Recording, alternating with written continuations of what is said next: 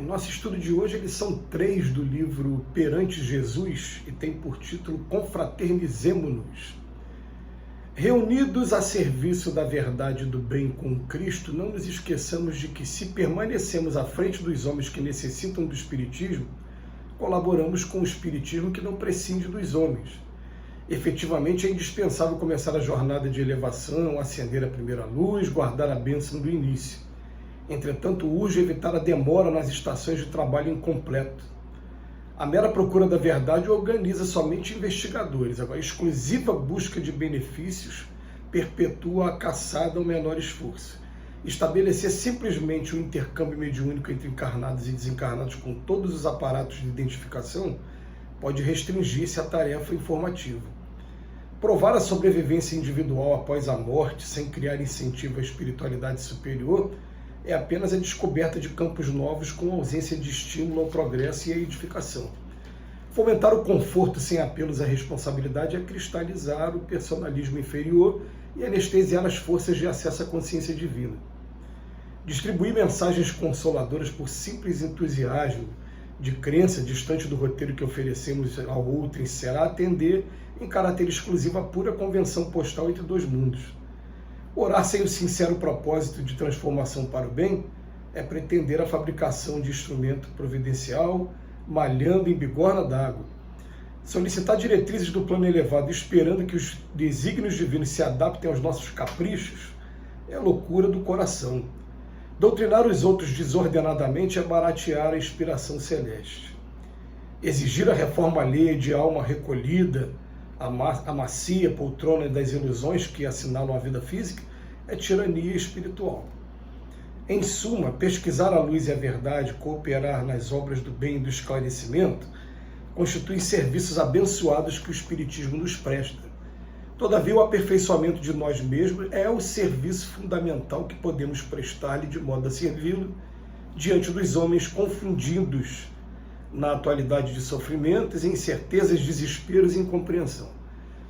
Para atingir o sagrado objetivo, é necessário viver com o Mestre as inolvidáveis lições de seu evangelho de amor e paz, de sacrifício e conversão. Allan Kardec é um missionário sublime que revela e prepara. Jesus é o Mestre Supremo que renova e ilumina.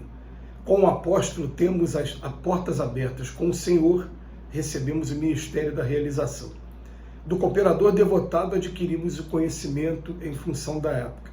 Do Cristo soberano recebemos a luz imperecível para a eternidade. Amemo-nos uns aos outros, instruamo-nos e auxiliemo-nos reciprocamente, confraternizemo-nos para enriquecer a vida. Revelação divina sem renovação humana é luz sem espaço, como o espiritismo humano sem espiritualidade divina é espaço sem luz. Afeiçoemo-nos ao Cristo sentindo-lhes as lições e vivendo-as, convictos de que não haverá melhor mundo sem homens melhores. É uma lição profunda que choca bastante a gente aqui, em particular, porque qual é o convite que o Emmanuel está fazendo com essa lição? Ele está falando o seguinte: se a doutrina espírita não estiver servindo para nos melhorar, não está valendo de nada. Ah, mas nós somos grandes trabalhadores da doutrina espírita. Eu já aprendi a fazer palestras 1000, a procurar os cursos, os seminários, a procurar desenvolver o passe, entender as técnicas do passe, entender os campos de força. Eu estou estudando a obsessão e todas as suas nuances para poder aprender a lidar com... E você? Tem melhorado em alguma coisa?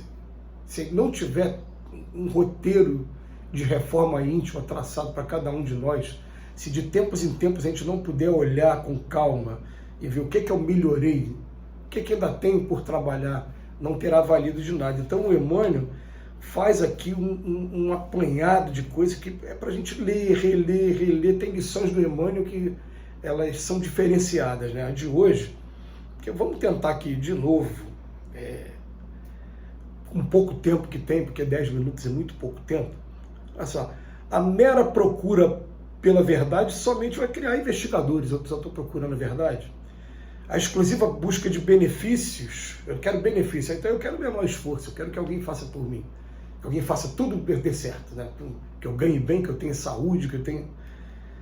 Aí depois ele fala, estabelecer simplesmente um intercâmbio mediúnico com os encarnados e desencarnados está sendo o quê? Está sendo apenas tarefa informativa, eles trazem informação para mim, eu passo aqui, está tendo alguma melhora minha? Provar a sobrevivência individual após a morte, sem criar esse incentivo à espiritualidade superior, é apenas descoberta de campos novos. Tem vida após a morte. Não está tendo melhora, entendeu? É interessante como o Emmanuel ele deixou um vazio, pelo menos para muitos de nós aqui. Eu falo no meu caso particular, porque eu tenho sido convidado assim, a rever os conceitos de quantidade e qualidade. Porque a gente acaba ocupando muito o nosso tempo com atividades e às vezes parando para olhar para a gente mesmo e falando, e eu? Como é que nós estamos? Como é que estamos nessa busca? Aí vem, fomentar o conforto sem apelos à responsabilidade vai ser deixar o personalismo inferior. Eu quero só o conforto, mas não quero responsabilidade nenhuma. Anestesiar as forças. Depois ele fala, distribuir mensagens consoladoras. É isso aqui, o vídeo. Em simples entusiasmo da crença. Eu sou um entusiasmado diante do roteiro que oferecemos para outra, mas será atender em caráter exclusivo a pura convenção postal entre os dois mundos. Até na hora da oração, eu falo, orar sem o sincero propósito de transformação para o bem é pretender a fabricação de instrumento providencial, mas malhando em bigorna, está afundando a gente o tempo todo.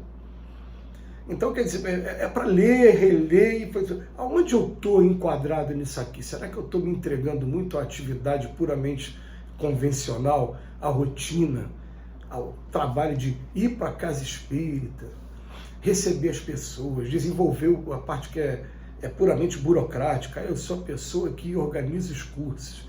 Quem é que vai dar curso? Como é que está a frequência? Puxar a orelha daquele que está faltando.